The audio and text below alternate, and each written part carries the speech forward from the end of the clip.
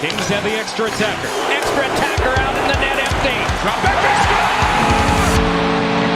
With the extra attacker! The Extra Attackers Podcast with Maude and Jordan. Hello everybody, welcome back to the Extra Attackers Podcast. Maude and Jordan back here once again for a little bit of a trade deadline preview here today. How you doing, Jordan? I'm good. How about you, Maude? Pretty good. I had a little bit of a tough time coming up with who we should talk about for the trade deadline here today because we already talked about two of the bigger trades in the NHL season actually at the All-Star break when Lindholm and Monahan were traded, and those were two of the biggest names heading into the trade deadline. So in terms of actual UFAs being moved off from teams who are selling, it's a bit of a slim list this year, but we could get some players moved who actually have term left on their contracts, which could be even more interesting. Maybe we'll get some more hockey deals this year. True. There's a lot of players that have 1 year left on their deals, even a couple of 2 years. And it's going to be interesting already because the best players, or arguably the best players, have already been dealt for the most part, with the exception of goalies, of course. So it's going to be a different sort of trade deadline where I think we're going to see a lot of smaller moves, and maybe some we didn't expect. And even when I was looking through the UFA list, it's okay, the best guys, they're all already on teams that are going to make the playoffs anyways, or are in the hunt too. So another factor is, especially in the Western Conference, all these teams that are just on the outside of the wildcard spots, we don't know whether or not they're going to decide to buy or sell yet, which should be really interesting. Teams like Minnesota and Seattle, they're kind of close, and Calgary too, but at least Calgary did already sell off Lindholm, so you would think that they would sell the rest of their guys too. But especially Minnesota with a guy like Marc-Andre Fleury, just because Minnesota is kind of hanging around and staying close to that wildcard spot, Fleury might not even want to leave at this point, and he was one of the better goalies available on the market. I think he said in an interview that he wanted to stay in Minnesota as well. That would be preferable to him, which I understand. In the past, it didn't seem like he liked to move around a lot as a goalie, so at this point, I feel like it's unlikely if anything happens to him. I agree. But the biggest name I think that's left in terms of a player who is going to be a UFA this summer that we have to discuss, I think, is Jake Guentzel of the Pittsburgh Penguins. And this is a guy that I kind of just expected to be a Pittsburgh Penguin for life, but with how the Penguins have sort of fallen off and are not super close to making the playoffs this year, it seems like it would be a wiser move for new GM Kyle Dubas to move on from him, wouldn't it? It does overall, but I do admit that the Penguins are in a very awkward spot where their best players are quite old at this point, most of them above 32 or 33. That includes Carlson, Letang, Crosby, probably what you'd call the core, and Malkin as well. So you'd think you'd try to keep Guentzel around as one of your younger players, but he's also 29, which I didn't realize until looking at it. I thought he was much younger. So I guess it makes sense to try to sell him off when his value's peaked and get ready for what's going to be an inevitable rebuild in a couple of years, I think. Yeah, Pittsburgh currently sitting 7 points back of the Flyers for the third place in the Metro Division, and they do have 4 games in hand, surprisingly, which would help with making up that ground, but we always say this with the Sens every year. It's we have games in hand, but you have to actually be able to win them, and if your team is down there in the standings like the Penguins currently are, it's not really likely that you're going to win all those games in hand. Maybe you'll win half of them, so you need to be able to go on a run out of nowhere at this point in the season, and it doesn't really seem like the Penguins are going to be capable of doing that. They're kind of just up and down. I remember they had a really rough start to the season, but then they destroyed the Sharks 10-2 or whatever it was, and then they got on a roll after that, but they never really got into a playoff spot at any point this season. I think they've just been on the outside all year, so it really is feeling like it should be time for a rebuild in Pittsburgh. But it's interesting to me because I feel like even though their core players are getting super old now, they're still all really good is the thing. I feel like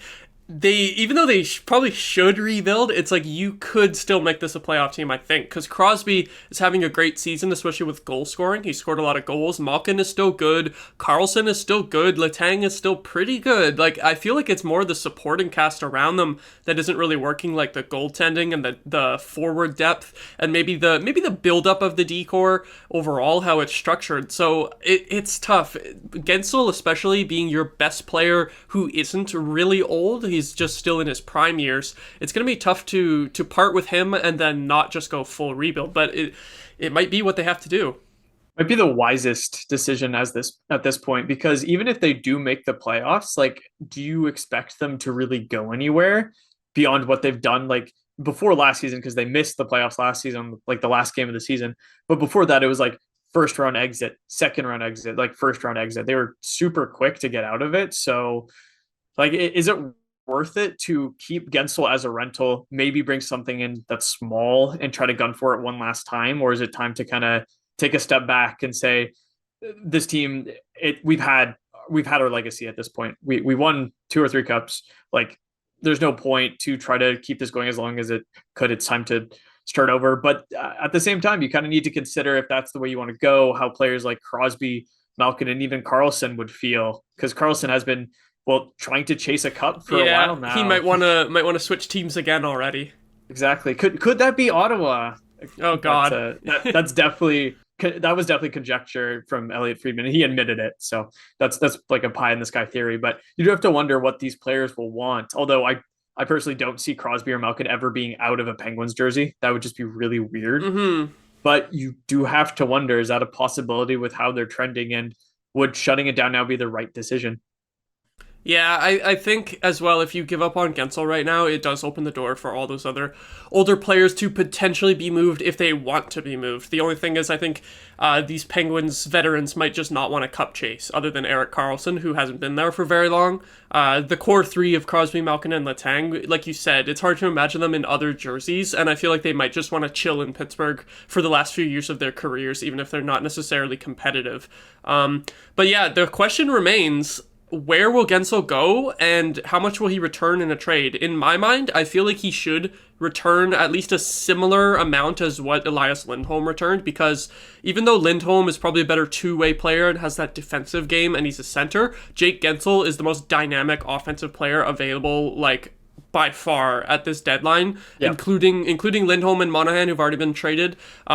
Just a great goal scorer, and yeah, he's been playing with Crosby and Malkin for so long, but whatever team that's acquiring him will likely be able to play him with a really good top 6 center anyway, who's probably as good as Crosby and Malkin are at this stage in their careers, especially for the team that I think will be acquiring him, to be honest. But do you have any prediction on who might be looking to acquire Guentzel? I'm kind of wondering if a team like Florida might be interested. Florida, okay, that would be interesting. I think there would have to be some cap gymnastics for that to happen. Another team might need to come in and retain. But I do wonder if Florida would make a push to get Guentzel, just because Reinhart is up for a new contract and he's having a fantastic season. He could easily command like in the upper 9 to 10 mil range based off of what he's doing this year. And I wonder if if Florida would be kind of thinking like, we're pretty sure we're going to lose Reinhart anyway. If we bring in Guentzel, that could be the player that we resign for a little bit less. Like, I think Guentzel will probably get like 8 to 9 million on an extension, something like that. If it's open market, it could be more, of course.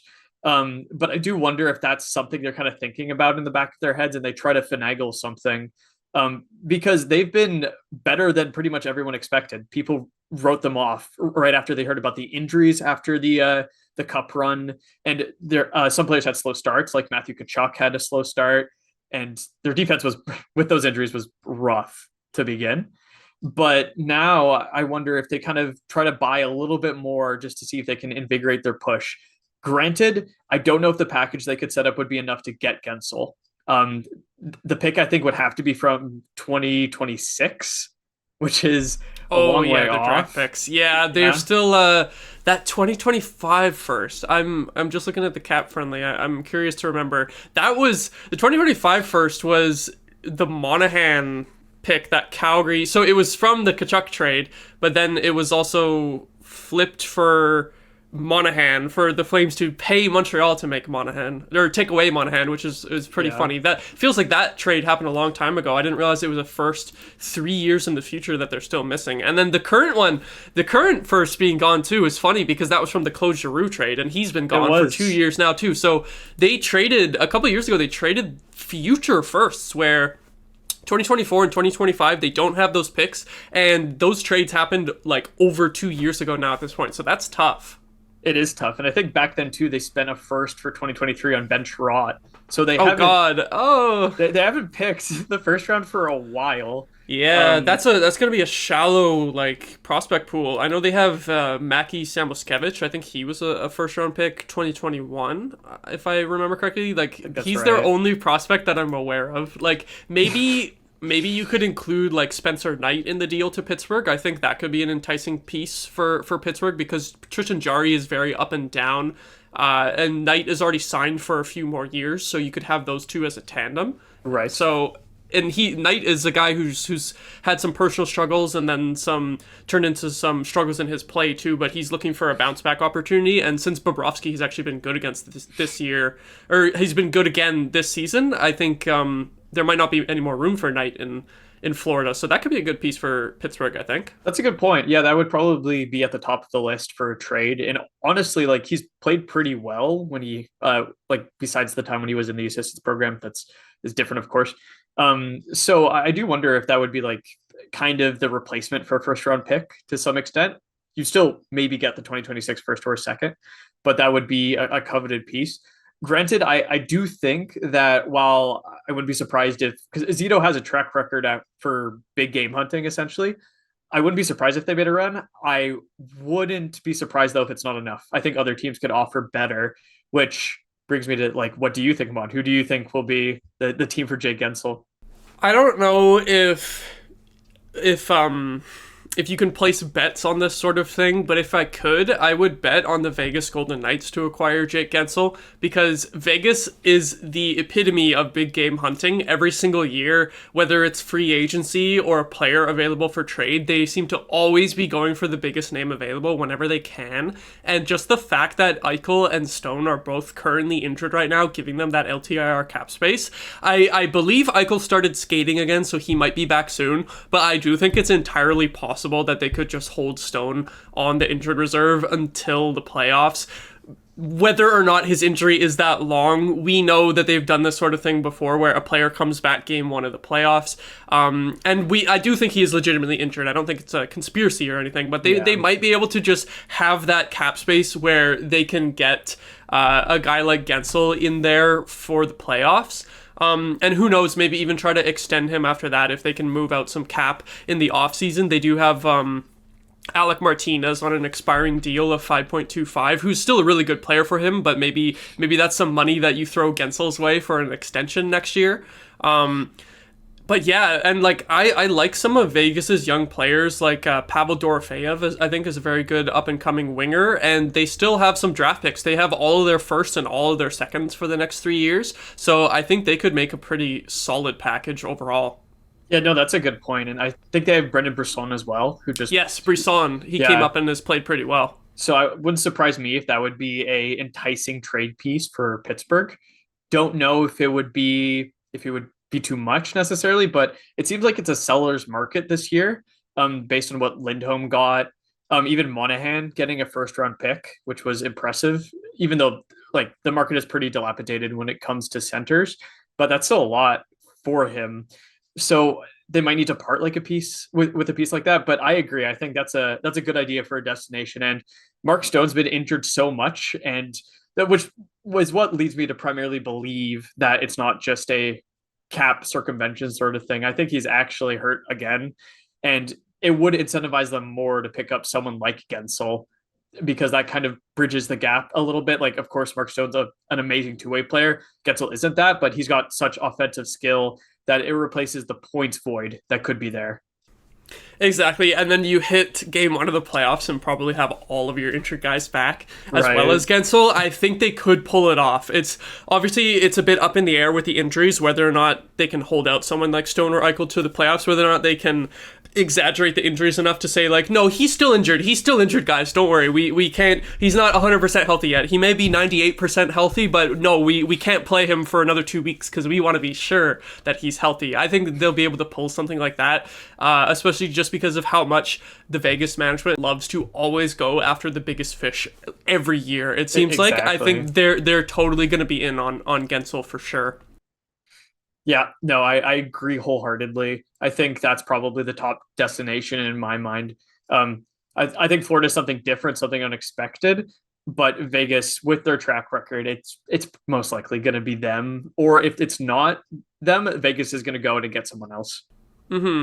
And in terms of getting someone else, I think the second most interesting forward available at the trade deadline is going to be Vladimir Tarasenko. He may end up being the consolation prize in terms of wingers. If you can't get Jake Guentzel, you might get Vladimir Tarasenko instead. And in terms of saying where will Tarasenko go, I feel like we could also just include the teams that we just mentioned, because if they miss out on Guentzel, he's the number 2 choice. But with a lesser cap hit and that cup pedigree, I guess never mind the point of cup pedigree, because Guentzel has obviously won cups with Crosby and Malkin. But Tarasenko being another great veteran forward that teams will definitely be interested in. There could be some other teams that maybe don't feel like they have the huge package to put together for Guentzel in a trade, that they could go for Tarasenko instead, because he should get a good return, but not as much as Guentzel. Yeah, no, I would agree completely. It won't be as much. The nice thing about Tarasenko is, since he's only played 5 million and he's a UFA, the Sens could retain 50%. Wouldn't surprise me if they did, and that would go down to 2.5 million for someone who's at this point probably a fringe top 6 forward, but he can still perform in your top 6. He's still doing pretty well for Ottawa. He has 37 points in 51 games. It's roughly a 60-point pace, a little bit lower than that, but he still got it to some extent. And we've heard a lot as Ottawa fans about how impactful his veteran presence is in the room, how beneficial he's been to that group, to the extent that some people are more on the train of keeping Tarasenko, and wondering if like a smaller, like $3 to $4 million extension would be more beneficial for Ottawa in the long term.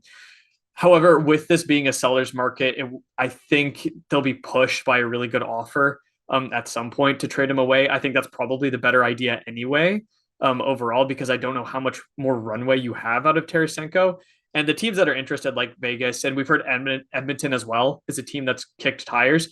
It would be surprising to me if Tarasenko wasn't interested at the prospects at playing in Vegas, which is a huge destination city for NHLers.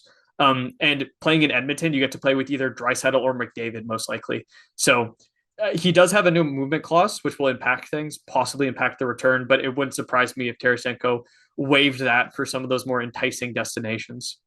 You know, I like that you mentioned Edmonton, actually, because I was watching them last night, and they stacked the first line with McDavid, Draisaitl, Hyman, which meant that Matthias Janmark was on the second line with Ryan Nugent-Hopkins. And obviously, that would be like a rotating spot where he wouldn't permanently be there, but you'd be rotating in other bottom 6 guys. But if you could stick Vladdy Tarasenko in there and either have another competent second liner so that you could just keep running McDavid and Draisaitl together, or even if you do split them back up again, just have another really good winger and move Nugent-Hopkins back to the wing, or have that triple threat center depth, which they sometimes do when they line them up 1, 2, 3. I think Edmonton would actually be a really good choice for Tarasenko, wouldn't it? I think so. He would kind of fit right in, and even though he hasn't scored as many goals this season, he is noted as a finisher to some extent, having a good shot if you put him in the right place. And McDavid, I think, has 23 straight assists without a goal.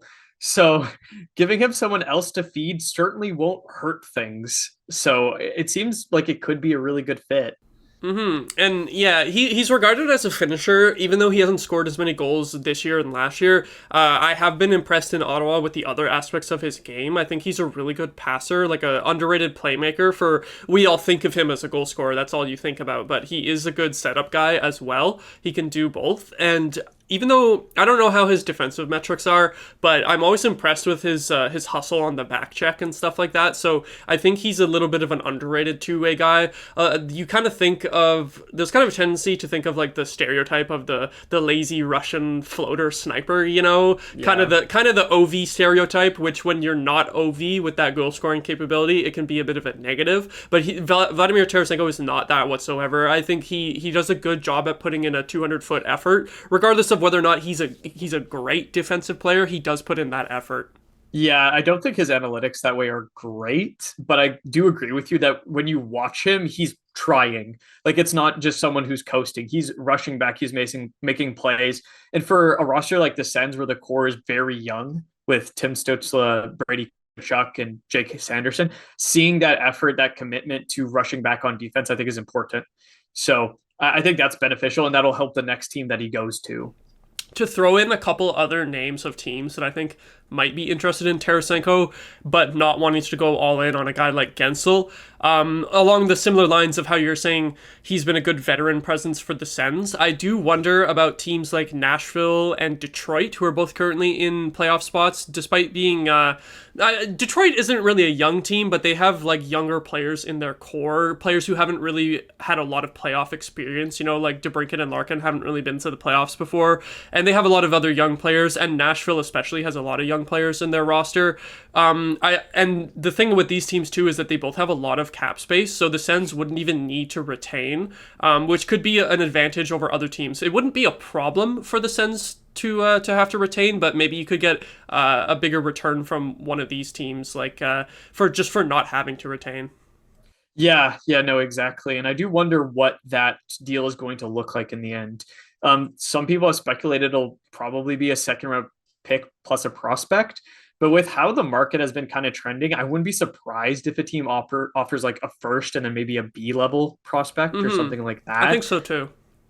So I think if you're Staios, that's something you're going to fight for, because the Sens haven't had a first round pick for the last 2 seasons because of the DeBrincat and Chychrun trades. So they have 2 picks this year because of the DeBrincat trade to Detroit.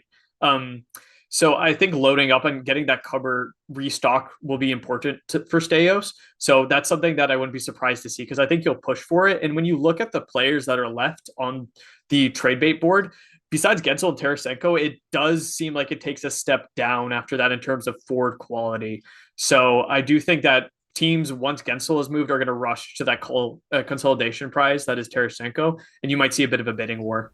Yeah, it's especially true what you said there, because when I was writing down names of what players we should talk about who are going to be upcoming UFAs, the next player after Tarasenko I listed was Adam Henrique, who is good and will probably be a good like third line center addition for a team that can get him, at 50% salary retained, and he does have like good offensive production this year. It's a fall off from Guentzel, Tarasenko to him, and then a further fall off after him where anyone else is like not top 6 caliber whatsoever. So I'm sure there is going to be first round picks on the table for Tarasenko, potentially Henrique as well. And You're 100% correct that the Sens do need to get a first round pick back, which sucks because I would like to just keep Tarasenko if we could. Maybe we can circle back to him in the offseason, say make a under the table deal with him and say, okay, we need a first round pick, so if you want to go try to win another cup and then just come back in the summer, that would just be the dream. That would be perfect for us. It's frustrating because people always talk about that happening with their players, and it like never happens. Ever. It sounds super unrealistic, but just the fact that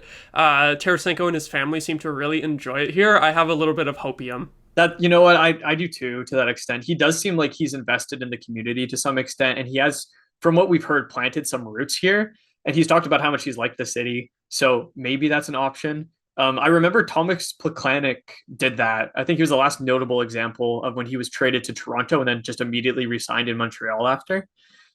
So maybe you could see a situation like that. But yeah, I agree. I would like to keep him, but it would probably make more sense from a organizational perspective to get the value that you can out of him now, because he was a free pickup, right? So it's free money that you're getting here. Exactly. And then I think from there, we should shift to the defense market, because we're talking a lot about forwards. The 2 biggest trades that have already happened have been forwards. And like we said, there's a bit of a fall off after Guentzel, Tarasenko, Henrique. There is a big fall off on the defense after the top guys as well, but the main focus is definitely going to be Calgary with Hanifin and Tanev. Yeah, no, that makes sense. And there's been a lot of rumors around Tanev, and Hanifin was just awkward because at the beginning of the season, it sounded like he was going to sign an extension. And then the team had a bad start, if I remember correctly. And then it seemed like those talks had halted. And at this point, it looks more likely that he will be traded. And he is the best defender available as a lefty. He has 30 points in 56 games on the season. He's also 27 years old. So for a team that acquires him, there's a lot of potential for him to be re-upped and become a part of a new core. And I think similarly to the other players we've talked about, the fact that the market is pretty bare in a lot of ways. It seems like a seller's market. I wouldn't be surprised if he gets a first in some way from different teams. But yeah, those are definitely the highlights. It'll be interesting to see what Calgary does.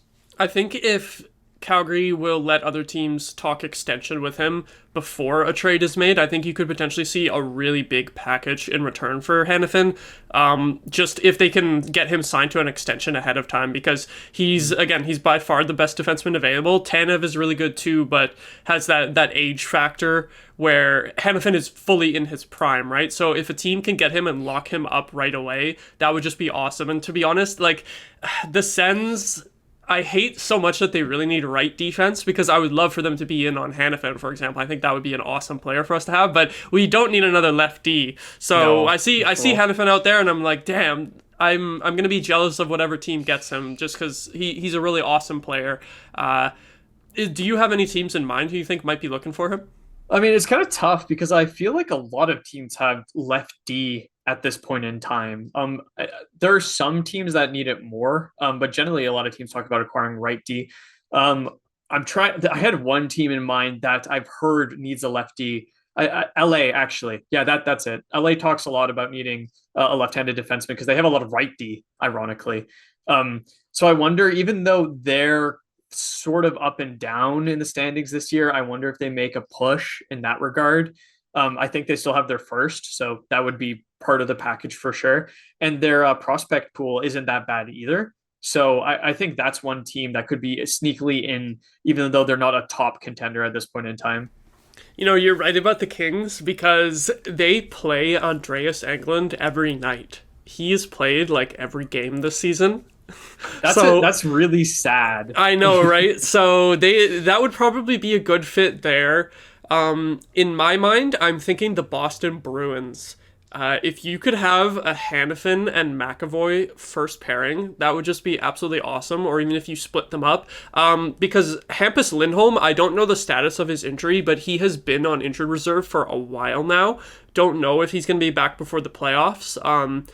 Shoulda looked that up before saying the Bruins as my choice here. But even with him back, you have Matt Grzelcyk is a lefty making $3.6 million, expiring UFA. Derek Forbort is a lefty making $3 million, expiring UFA. And then Kevin Shattenhurst is a right-hand D, but he's also expiring UFA, might not be back next year. That's three guys expiring that, hell, if you get rid of Grzelcyk and Forbort in the offseason and you put that money into Hanifin, there's your extension money right there. And then you can have a top four with Hanifin, McAvoy, Lindholm, and Brandon Carlo, which would just be absolutely amazing. That's insane. I think this would be perfect for the Boston Bruins. I'm not too educated on their prospect group, so I don't know how good of an offer they could make. They don't have their 2024 first, because it will be going to the Sens from the DeBrincat trade.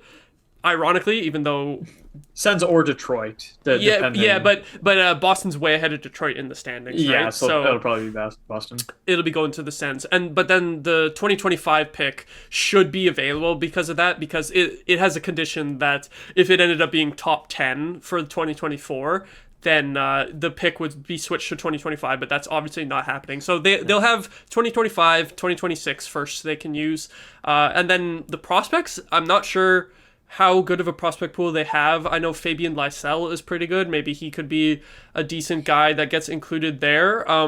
So I don't know necessarily if Boston could make the best package, but in terms of the best fit, I think Hanifin would be an unreal fit for the Bruins. No, I agree. And I do think they would obviously be targeting centers if there were more available at this point. I understand why they didn't get Lindholm, because I don't think they had the same package Vancouver did, frankly. That was an insanely good package. But at this point, if you're going to get a consolidation at a different position, Hanifin, it's a good way to go. I wouldn't be surprised if that's something they're looking into, especially if Lindholm's injury is longer than we might think.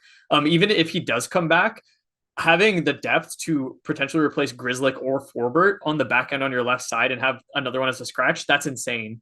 So, I mean, if they're just loading up, going big game hunting this season, I think it kind of makes sense. Yeah, like you mentioned, the centers for the Bruins, I definitely think that we could see Adam Henrique being a Boston Bruin too. I think with 50% retained, slide him in there, and he the way he plays would just fit the Bruins' playstyle perfectly. That's true. A two-way center who's a bit of a pest who can put the puck in the net too.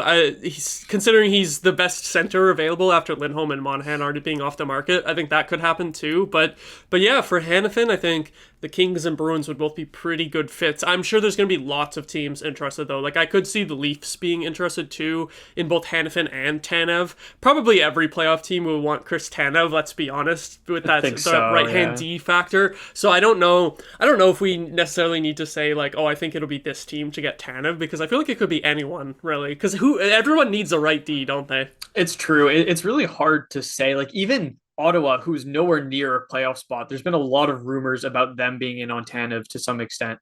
Granted, I don't think they should do that now. I think you could wait till the offseason and hope he's available in UFA. But it wouldn't surprise me if a team like Toronto made a really big push. Toronto currently has Liljegren and TJ Brody in their right side on their top four, I believe. And Brody plays the right side, but I think he's left-handed anyway.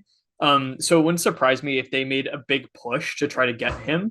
Granted, Toronto has traded their first-round pick like multiple years in a row and only got one back because of the Sandin trade. So there's been talk that Treliving doesn't want to give up a first. And realistically, in a different market, you probably wouldn't have to. But with how coveted right D are right now, it would really surprise me if Tanev doesn't return a first, even if I think he's probably worth closer to a second. Yeah, and I think it was reported when the Lindholm trade went down that Vancouver was also trying to get Chris Tanev back with Lindholm in that deal too, but It ended up just being too much of an asking price. So to me, that implies first round pick plus, because if it would have costed just a second round and like a lower level prospect to get Tanev, I think they would have just thrown that into the Lindholm deal too and just done it all in one, right? No, that's a good point. I think that would probably have been possible. And I don't think it would have taken this long to trade Tanev if they weren't trying to wait for the right offer that includes a first. It would have happened already, obviously, if someone offered a first, I think. But they're not just saying, hey, we'll give him up for like a second and then that'll be good enough. They know what the market is. They're going to wait till the fish are in the water at the same time around March 7th. And that date's coming up close. So I think we could see a move on that sooner rather than later. And I think it'll be more than people expect. I think so too. From there, after the Calgary defenders, though, it's a huge drop off in terms of defensemen. Yeah. You have like Matt Dumba, Alex Carrier, who I think Nashville would probably want to hold on to unless someone gives them a huge overpayment for him. So that's probably about it for defense. Like maybe Walker. Sean Walker, yeah, that's true. He's been having a good season, better than people expected. He's usually like a bottom pairing defenseman, but he's been playing up to the level of a top four defenseman. That being said, the Flyers are currently in a playoff spot. So they might not want to sell. Exactly. Do they keep him as a self rental? That's an option too.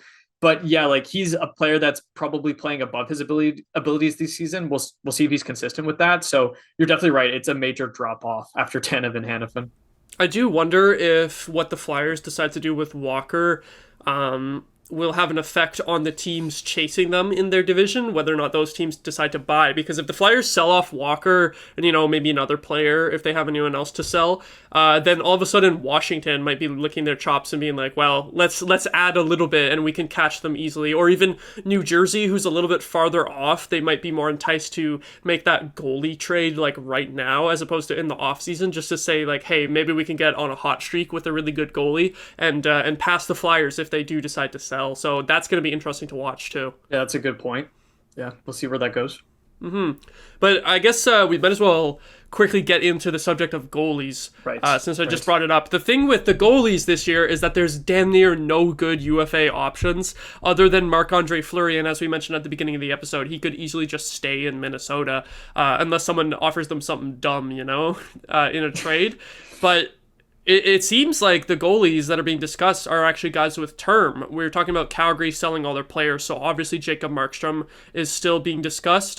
New Jersey is reportedly very interested in him. And there's also been rumors swirling around Juuse Saros, which is really interesting because, again, Nashville is in a playoff spot, so that would be a weird move. If they decided to move him now, then they're basically like throwing in the towel for the year. It's really strange on both of those goalies, actually, because in terms of Markstrom, there was chatter that he didn't like his name being out there in trade rumors, yet those rumors have persisted. And honestly intensified to some extent as we've gotten closer to the deadline. So despite the fact that it might not be his wish, it sounds like he might get traded anyway. And Saros is another weird one because at the beginning of the season, the sense seemed to be that he was going to be here the entire year no matter what. And then what happens next season with a trade, maybe moving in the off season, that's up to him. And it was less likely that we'd see something during the course of the year. However, even though the Predators are doing fairly well, it seems like the dialogue has kind of changed with some people saying some people saying that at the beginning of the season, it was not happening whatsoever. Now they're shifting to it's kind of 50-50 to see if that happens. And I do wonder if that's just because the market for goalies is so thin that it's going to take a king's ransom to pry Saros out of the Nashville, frankly. So it's going to be interesting to see what happens with both of those goalies because since they have a greater term, since this is a seller's market, we're probably going to see some big returns on these guys. At least it wouldn't surprise me. More first round picks and maybe an added prospect. It's going to be tough with those teams trying to acquire them, like the Devils, especially, who are desperate need of a goalie, right? So the goalie market is going to be really interesting this year. Yeah, I think you're 100% right that because the UFA goalie market is terrible, teams who have goalies with a couple of years left that are really good goalies, they're thinking we can try to get a king's ransom right now. So that makes perfect sense from that perspective in terms of Saros and Markstrom, especially because you have multiple playoff teams or playoff hopefuls that have questionable goaltending, like Carolina, who Kochetkov has been pretty good lately, but Antti Ranta has been bad all year, and you don't know if you can rely on Frederik Andersen coming back and being decent at this point when he's been out for so long. He might not even come back at all this season. We don't know. And then, of course, the Devils being outside the playoff picture, they're super desperate for goaltending. Yeah. And then the Kings as well, who, yeah, David Rittich has been okay, but it seems to me like David Rittich will have one or two really good games, and then the next game he just gets absolutely torched. So I don't think that's what you want to go into the playoffs with.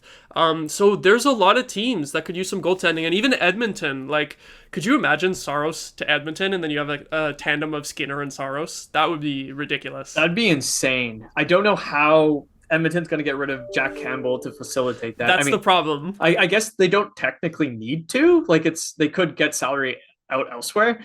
But yeah, that would be insane to go on a run with Saros, McDavid, Draisaitl.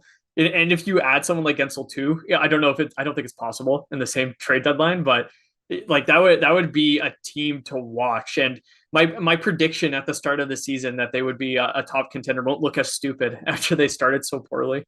You know, the thing about Jack Campbell and Juuse Saros is that Nashville does have $30 million of current cap space. I guess some of that is like accrued over the course of the season. Their like actual projected cap space is only $8 million, but they are at the bottom on Cap Friendly in terms of spending. So like if any team could take back a Jack Campbell contract, like you trade for Saros, include Campbell in the deal, it'll probably cost you like an extra first round pick, so it would be a huge haul. But if you move out the Campbell contract in the process, like Nashville could easily take him and just shove him in the minors, and it wouldn't be much of a problem because they have some of the most cap space in the league. So I don't know, that's probably a little bit outlandish, but it would be doable. It would be technically doable. It would be doable, and yeah, maybe that's something that happens.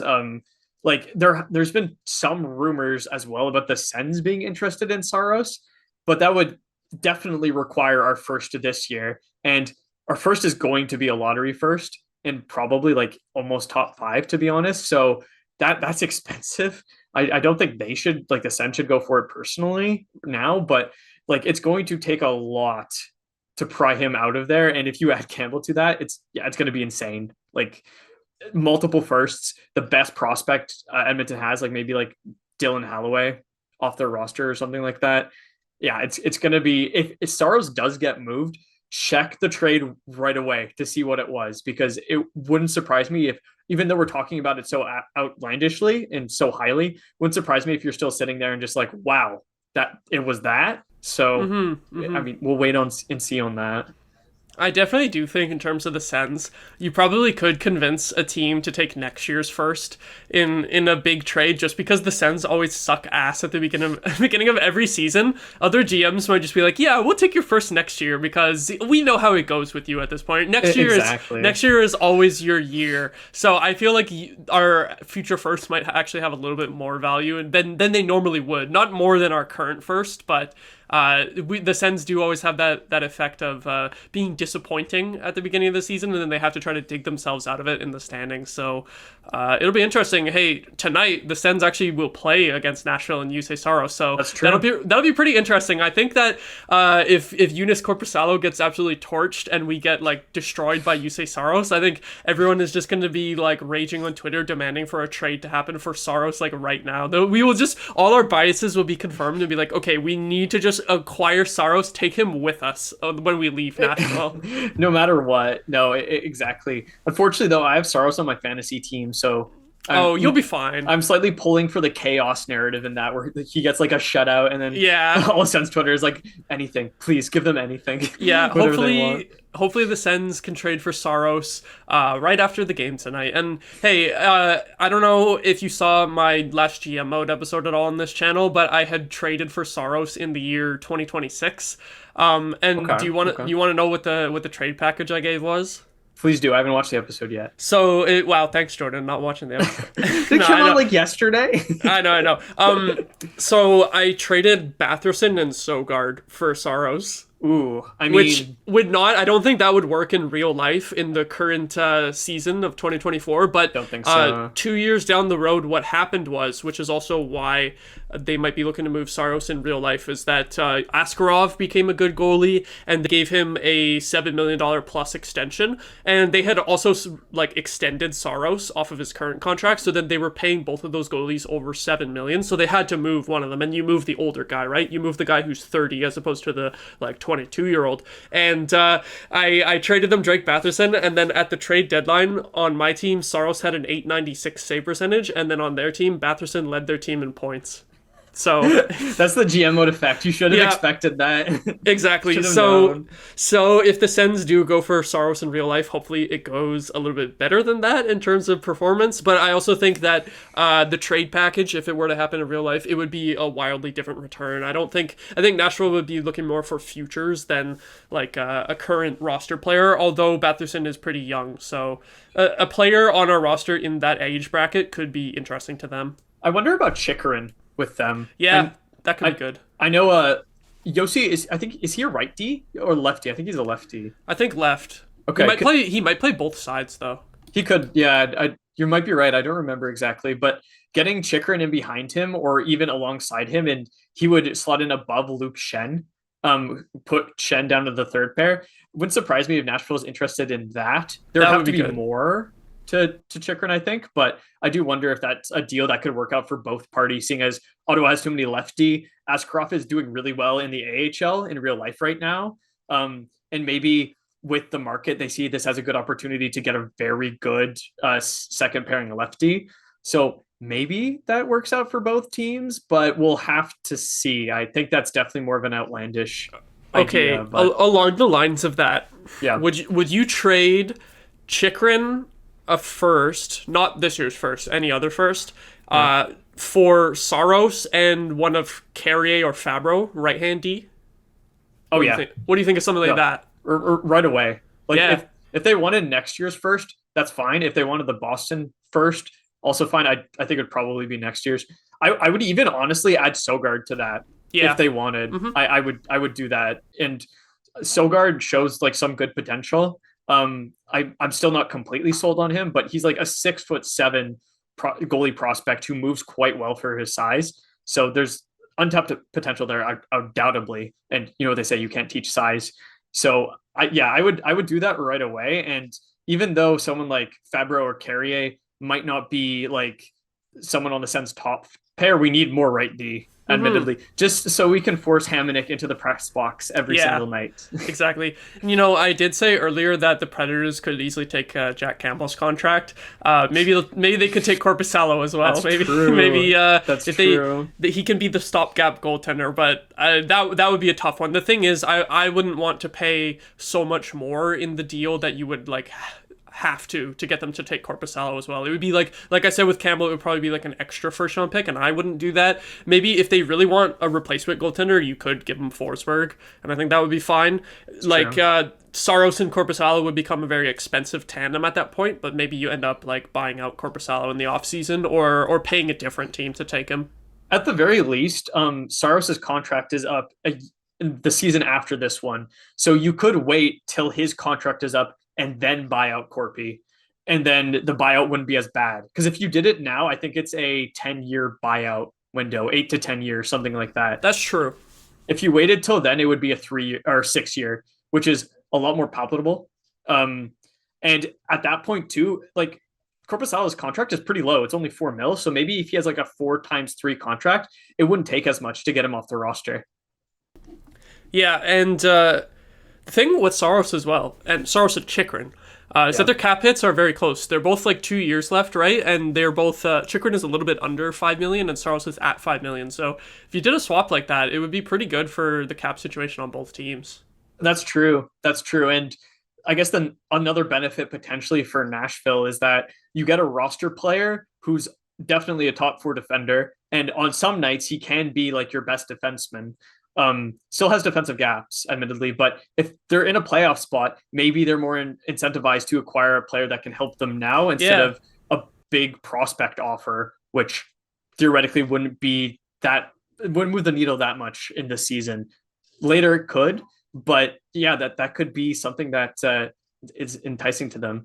I honestly I know like we're Sens fans, we're biased and maybe we're overvaluing Chychrun to some extent, but it would surprise me if Staios didn't talk to Trotz at some point about that possibility. I would hope that they've already been calling about that, and they're going to be in the same building tonight, so hopefully they have some more discussions about that. Can you imagine before the game, just like, they're switching sides. What's happening here? We need that to happen. We need the repeat of Duchesne playing against the Sens in his first game for Columbus. Even though that single, like the first Duchesne trade and also like the second Duchesne trade was kind of the signaling and also the result of the team just falling downward in a very depressing season. It was really cool to acquire a player, have them leave the bench and then come to Ottawa. I always thought that was really cool. And then to see Duchesne face the it happened team right twice. after. Yeah, I forgot that it happened twice because the first time was in Sweden. He moved over from Colorado just to the other side where we were playing against Colorado in Sweden, and then does the same thing going to Columbus in our own building in Ottawa. That was really funny. I was at that game, and that was the only time I've worn the other team's jersey to the CTC, was wearing a Columbus jersey to that game. That's fair. I've worn a Hellebuck jersey several times, I will admit, whenever I see the Jets play. Yeah, you got to do that. Yeah. But that was a low point in the Senators fandom, so I think I could be excused for doing that. You're excused. And I think after that, it wasn't that season, but a couple seasons after that, they beat Toronto in the play-in. So I have a soft spot for Columbus too. Yeah, they did that for our entertainment. Exactly. But yeah, I think that's where we're going to leave it for today. I think there could be some surprises on trade deadline day. We mostly talked about the guys who are UFAs, but I think teams are probably going to have a lot of discussions on players who have multiple years left. Like I've also seen a guy like Pavel Buchnevich being mentioned because he has 2 years left on like $5 million, which is a pretty good deal. So there could be some other names that we didn't mention here today that end up being surprise trades, and we'll come back after the trade deadline with a whole recap, or maybe even on trade deadline day or before, depending on when trades get made. So we'll be back to cover the trades that eventually do happen. Yeah. I'm thinking I think it's on a Thursday this year, the trade deadline. Not sure. I honestly have no idea. Yeah, the 7th. Okay, so it's on a Thursday. I'll probably be on for a recap right after, honestly, just to go over, because inevitably the Sens are going to do some things that will either make us cry or we'll be excited about. So yeah, for sure. Look out for that in the future. All right. Thank you everyone for watching or listening. Have a good one. Take care.